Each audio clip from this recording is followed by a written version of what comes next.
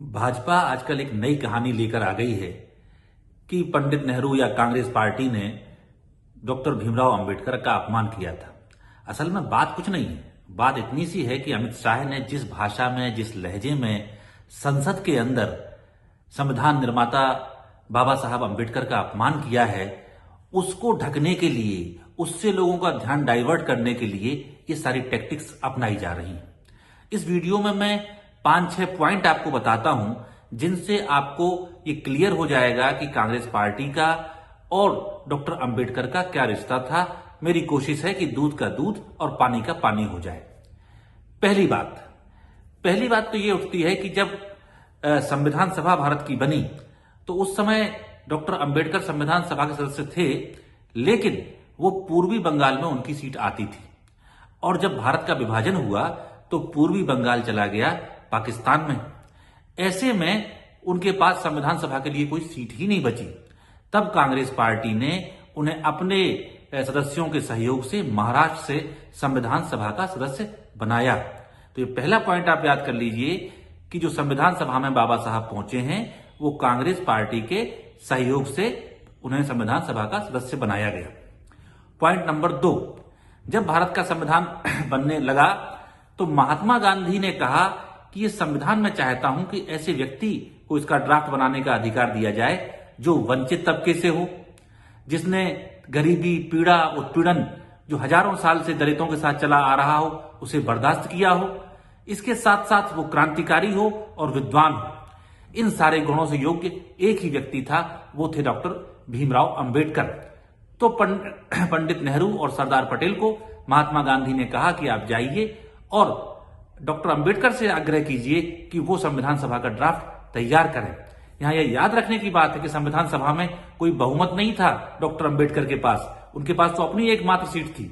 सारा बहुमत कांग्रेस पार्टी के पास था, लेकिन कांग्रेस ने गुणवत्ता और योग्यता के आधार पर उनसे कहा कि आप ये काम करें। अब हम आते हैं तीसरी बात पर। भाजपा आरोप लगाती है कि 1952 का जो पहला लोकसभा चुनाव हुआ उसमें कांग्रेस पार्टी ने बाबा साहब अंबेडकर को चुनाव हरा दिया। जाहिर है कि जो संविधान स्वयं बाबा साहब ने बनाया था उसमें तय था कि हर व्यक्ति अपनी पार्टी से, अपने विचार से या निर्दलीय चुनाव लड़े और चुनाव जीत कर आए, या अगर उसकी विचारधारा को जनता पूरी सहमति नहीं देती है तो वो चुनाव हार भी सकता है। यही बात यहां भी लागू होती है। कांग्रेस पार्टी की और पंडित नेहरू की पूरी इच्छा थी कि डॉक्टर अंबेडकर कांग्रेस के टिकट पर चुनाव लड़ें।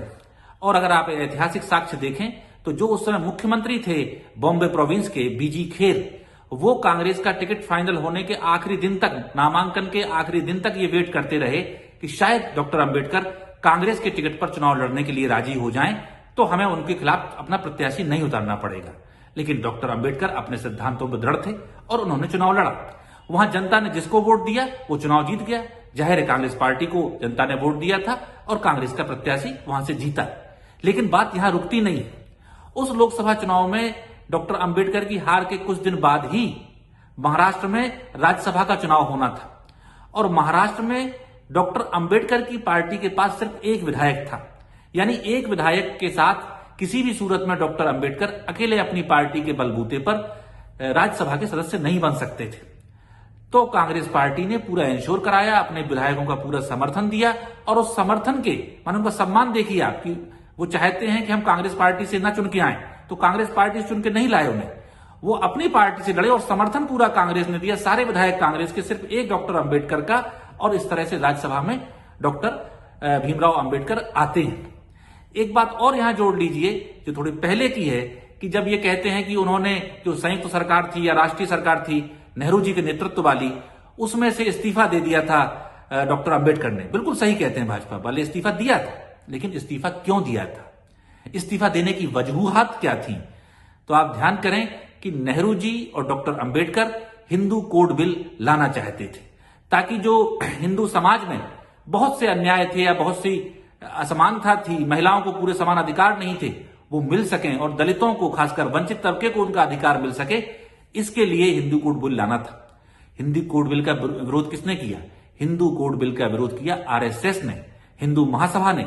इन्होंने पूरे देश में उत्पात मचा दिया और सरदार वल्लभ भाई पटेल तो दुनिया में थे नहीं, पंडित नेहरू और डॉक्टर अंबेडकर के पूरे देश में पुतले जलाए।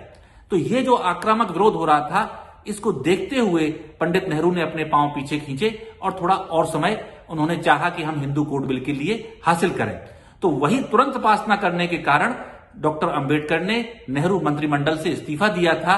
तो उनके इस्तीफे का कोई आधार ये नहीं था कि नेहरू जी से या कांग्रेस से वो परेशान थे, वो परेशान थे आरएसएस से। एक और नया झूठ भाजपा ने अभी बोला है कि कभी सम्मान नहीं दिया। सबसे पहले हमने चित्र लगाया पार्लियामेंट में डॉक्टर अंबेडकर का। तो उन्हें यह पता होना चाहिए कि 1967 में जब कांग्रेस पार्टी की सरकार थी, तब डॉक्टर अंबेडकर की विशाल प्रतिमा संसद भवन के परिसर में कांग्रेस पार्टी के समय में ही स्थापित हुई थी। और वो ये नई संसद बनने से पहले तक महात्मा गांधी की प्रतिमा और डॉक्टर अंबेडकर की प्रतिमा बहुत प्रमुखता से दिखाई देती थी। लेकिन अब मोदी जी के राज में वो प्रतिमा संसद के पीछे साइड में रख दी गई है। तो ये झूठ बोलना कि हमने चित्र लगाया है, सबसे पहले उनसे बहुत पहले बहुत बड़ा जो मूर्ति थी डॉक्टर अंबेडकर की, वो कांग्रेस पार्टी लगा चुकी है। एक और झूठ सुन लीजिए, ये कह रहे हैं कि सारी चीजें हमने बनाई हैं। तो दिल्ली में जिस मकान में डॉक्टर अंबेडकर रहा करते थे, उसको एक स्मारक में बदलने का काम मनमोहन सिंह की सरकार में ही हो गया था। और उसके लिए 2013 में जब डॉक्टर मनमोहन सिंह प्रधानमंत्री थे, तभी सीपीडब्ल्यूडी को ठेका भी दे दिया गया था। वो काम 2015 में जाके पूर्ण हुआ, तो उसका फीता जरूर मोदी जी ने काटा है। तो भाजपा की ये सब बातें भ्रामक हैं, झूठी हैं, और सिर्फ एक कोशिश है कि जिस हिकारत से, जिस घृणा के भाव से, जिस कटाक्ष से अमित शाह ने अपमान किया है माननीय डॉक्टर अंबेडकर का, उस अपमान से बचाने के लिए, उसकी माफी ना मांगना पड़े, वो जनता के जेहन में ना जाए, उसके लिए ये सब झूठ बोले जा रहे हैं। तो देश की जनता को सच्चाई जाननी चाहिए और ये पहचानना चाहिए कि कौन लोग धर्मनिरपेक्षता में यकीन करते हैं, कौन लोग भारतीयता में यकीन करते हैं, और कौन लोग ऐसे हैं जो डॉक्टर अंबेडकर की विचारधारा के खिलाफ हैं। और वो लोग निश्चित तौर पर आरएसएस और भाजपा के लोग हैं जो किसी भी रूप में डॉक्टर अंबेडकर को पसंद नहीं करते, उनके बनाए संविधान को पसंद नहीं करते, दलित, ओबीसी और सवर्ण की समानता में विश्वास नहीं करते। ऐसे लोगों के दुष्प्रचार से बहुत सावधान रहने की जरूरत है।